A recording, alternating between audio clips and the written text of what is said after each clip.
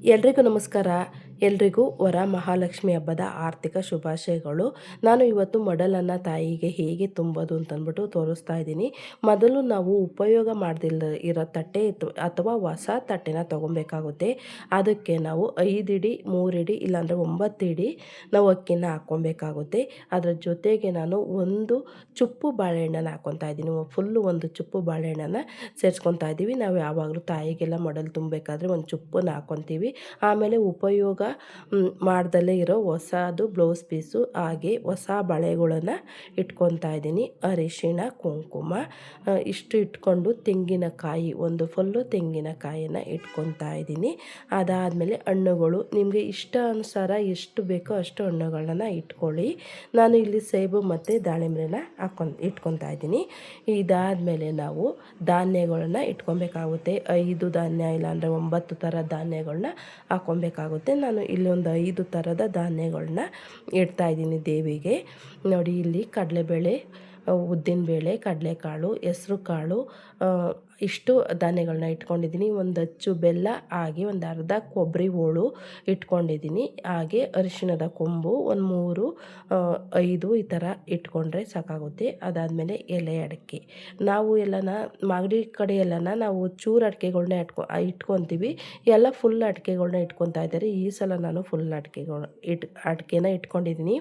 ಅದಾದಮೇಲೆ ಕಣ್ಣಿಗೆ, ಕಾಡಿಗೆ ಮತ್ತು ಇದನ್ನು ನಾವು ಬಳೆ ಬಿಚ್ಚಣಿಗೆ ಅಂತೀವಿ. ಬಳೆ ಬಿಚ್ಚಣಿಗೆನ ಇಟ್ಕೊಬೇಕಾಗುತ್ತೆ. ಅದನ್ನು ಇಟ್ಟಾದ್ಮೇಲೆ ಪರಿಪೂರ್ಣವಾಗೋದು. ಬಳೆ ಬಿಚ್ಚಣಿಗೆ ಒಳಗೆ ಎಲ್ಲನೂ ಒಂದು ಸೆಟ್ ಇರುತ್ತೆ. ಬಾಚಣಿಗೆ ಇರ್ಬೋದು, ಕನ್ನಡಿ ಇರ್ಬೋದು, ಕಣ್ಕಪ್ಪು ಇರ್ಬೋದು, ಬಳೆ ಈ ಥರ ಎಲ್ಲನ 1 2 3 ಇದು ಏನಂತ ಗೊತ್ತಿಲ್ಲ. ಇದು ಅರಿಶಿನ ಕುಂಕುಮ ಇಡೋದಕ್ಕೆ ಅನಿಸುತ್ತೆ. ಅರಿಶಿನ ಕುಂಕುಮ ಎಲ್ಲನೂ ಇರುತ್ತೆ. ಈ ದಾರ ಬಂದು ನಾವು ಕಂಕಣ ಕಟ್ತೀವಲ್ಲ ಅದಕ್ಕೆ ಹಾಕೋದಕ್ಕೆ ಇಷ್ಟು ಕೊಟ್ಟಿರ್ತಾರೆ. ಒಂದು ಸೆಟ್ಟು ಬಳೆ ಬಿಚ್ಚಣಿಗೆ ಒಳಗಡೆ ಕೊಟ್ಟಿರ್ತವೆ. ಅದನ್ನು ಇಟ್ಟರೆ ಪರಿಪೂರ್ಣ ಆಗೋದು.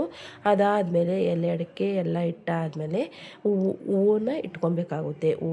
ಹೂವು ನಾವು ಯಾವ್ದು ಬೇಕಾದ್ರೂ ಇಟ್ಕೊಬೋದು. ದಕ್ಷಿಣೆ 11 ರೂಪಾಯಿಂದ ಹಿಡಿದು 101 ರೂಪಾಯಿ ಈ ಥರ 2 ಬರಾಗೆ ನಾವು ಇಟ್ಕೊಬೇಕಾಗುತ್ತೆ. ಬರೀ ಕೊಬ್ಬರಿನ ಇಡಬಾರ್ದು. ಕೊಬ್ಬರಿ ಮಡಲ್ ಇದ್ದಂಗೆ ಅಂತೆ ಕೊಬ್ಬರಿನ ತುಂಬಬೇಕು. ಹಾಗೆ ಡ್ರೈ ಫ್ರೂಟ್ಸಿಂದ ನಾನು ಕೊಬ್ಬರಿನ ತುಂಬ್ಕೊಂಡಿದ್ದೀನಿ. ನೋಡಿ, ಇಷ್ಟು ಐಟಮ್ಗಳು ನಾವು ವರಮಹಾಲಕ್ಷ್ಮಿ ತಾಯಿಗೆ ಆಗಿರ್ಬೋದು, ಇಲ್ಲಾಂದರೆ ಗೌರಿ ತಾಯಿಗೆ ಆಗಿರ್ಬೋದು, ನಾವು ಮಡಲು ತುಂಬೋದಕ್ಕೆ ನಾವು ಎಲ್ಲ ದೇವಿಗಳಿಗೆ ಮಡ್ಲಕ್ಕಿನ ಕೊಡ್ತೀವಲ್ಲ ಅದಕ್ಕೂ ಸಹ ಆಗುತ್ತೆ. ಇಷ್ಟು ಇಟ್ಕೊಂಡ್ರೆ ಸಾಕು. ನಾವು ಪರಿಪೂರ್ಣವಾಗಿ ನಾವು ಮಡಲನ್ನು ತುಂಬಿ ಕೊಟ್ಟಂಗಿರುತ್ತೆ. ಶಕ್ತಿ ಇದ್ದವರು ನಾವು ಬ್ಲೌಸ್ ಪೀಸು ಮತ್ತು ಸೀರೆನ ಜೊತೆಗೆ ಸೇರಿಸಿ ಕೊಡ್ಬೋದು. ಶಕ್ತಿ ಅನುಸಾರವಾಗಿ ನಮ್ಮಲ್ಲಿ ಎಷ್ಟು ಶಕ್ತಿ ಇರುತ್ತೋ ಆ ಶಕ್ತಿ ಅನುಸಾರವಾಗಿ ಬ್ಲೌಸ್ ಪೀಸ್ ಆಗಿರ್ಬೋದು ಇಲ್ಲ ಸೀರೆನ ಹಾಕ್ಕೊಟ್ರೆ ನಡೆಯುತ್ತೆ. ನೋಡಿದ್ರಲ್ಲ, ಇಷ್ಟು ಐಟಮ್ಗಳನ್ನ ನಾವು ದೇವಿಗೆ ಪರಿಪೂರ್ಣವಾಗಿ ಮಡಲು ತುಂಬೋದಕ್ಕೆ ಕೊಡಬೇಕಾಗುತ್ತೆ. ಇವತ್ತಿನ ವಿಡಿಯೋ ನಿಮ್ಮೆಲ್ಲರಿಗೂ ಇಷ್ಟ ಆಗಿದೆ ಅಂತ ನಾನು ತಿಳ್ಕೊತಾ ಇದ್ದೀನಿ. ಈ ವಿಡಿಯೋ ಇಷ್ಟ ಆಗಿದ್ದರೆ ಮಾಗಡಿ ಕಲಾ ಚಾನಲ್ನ ಸಬ್ಸ್ಕ್ರೈಬ್ ಮಾಡ್ಕೊಳ್ಳಿ. ಹಾಗೆ ಈ ವಿಡಿಯೋಕ್ಕೊಂದು ಲೈಕ್ ಕೊಡಿ. ನಿಮ್ಗೆ ಗೊತ್ತಿರೋರಿಗೆ, ನಿಮ್ಮ ಹಿತೈಷಿಗಳಿಗೆ ಯಾರೆಲ್ಲ ವರಮಹಾಲಕ್ಷ್ಮಿ ಹಬ್ಬನ ಆಚರಿಸ್ತಾರೋ ಅವ್ರಿಗೆ ಮಡ್ಲಕ್ಕಿ ತುಂಬೋದಕ್ಕೆ ಅವ್ರಿಗಿನ್ನ ಬರ್ತಾ ಇಲ್ಲ ಅಂತ ಅನ್ನಿಸ್ತಾ ಇರುತ್ತೆ, ಅವರಿಗೆ ಈ ವಿಡಿಯೋನ ಶೇರ್ ಮಾಡಿ. ನಾನು ನಮ್ಮ ಮನೆಗಳಲ್ಲಿ ನಮ್ಮ ಸಂಪ್ರದಾಯದಲ್ಲೆಲ್ಲ ಯಾವ ರೀತಿ ನಾವು ಮಡಲನ್ನು ತುಂಬ್ತೀವೋ ಅದೇ ರೀತಿ ನಾನು ಇವತ್ತು ತೋರಿಸಿದ್ದೀನಿ. ಈ ವಿಡಿಯೋ ನಿಮ್ಮೆಲ್ಲರಿಗೂ ಇಷ್ಟ ಆಗಿದೆ ಅಂತ ನಾನು ತಿಳ್ಕೊತಾ ಇದ್ದೀನಿ. ವರಮಹಾಲಕ್ಷ್ಮಿ ತಾಯಿಗೆ ಮಡಲು ತುಂಬಾದ್ಮೇಲೆ ಇದನ್ನೆಲ್ಲ ಏನು ಮಾಡಬೇಕು ಅಂತ ಹೇಳ್ತಾರೆ.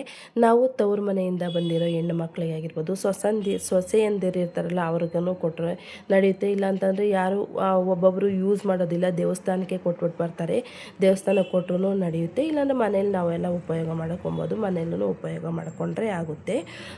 ನೋಡಿದ್ರಲ್ಲ, ನಮ್ಮ ಕಡೆ ನಮ್ಮ ಸಂಪ್ರದಾಯದಲ್ಲಿ ಮಾಗಡಿ ಕಡೆ ಎಲ್ಲನ ಯಾವ ರೀತಿ ನಾವು ಮಡಲನ್ನು ದೇವಿಗೆ ತುಂಬ್ತೀವಿ ಅಂತಂದ್ಬಿಟ್ಟು ಸಾಧ್ಯವಾದಷ್ಟು ನಾನು ಇವತ್ತಿನ ವಿಡಿಯೋದಲ್ಲಿ ನಿಮ್ಮ ಜೊತೆ ಹಂಚ್ಕೊಂಡಿದ್ದೀನಿ. ಈ ವಿಡಿಯೋ ನಿಮ್ಮೆಲ್ಲರಿಗೂ ಇಷ್ಟ ಆಗಿದೆ ಅಂತ ನಾನು ತಿಳ್ಕೊಂಡು ಈ ವಿಡಿಯೋನ ಇಲ್ಲಿಗೆ ಎಂಡ್ ಮಾಡ್ತಾಯಿದ್ದೀನಿ. Thank you friends, thank you.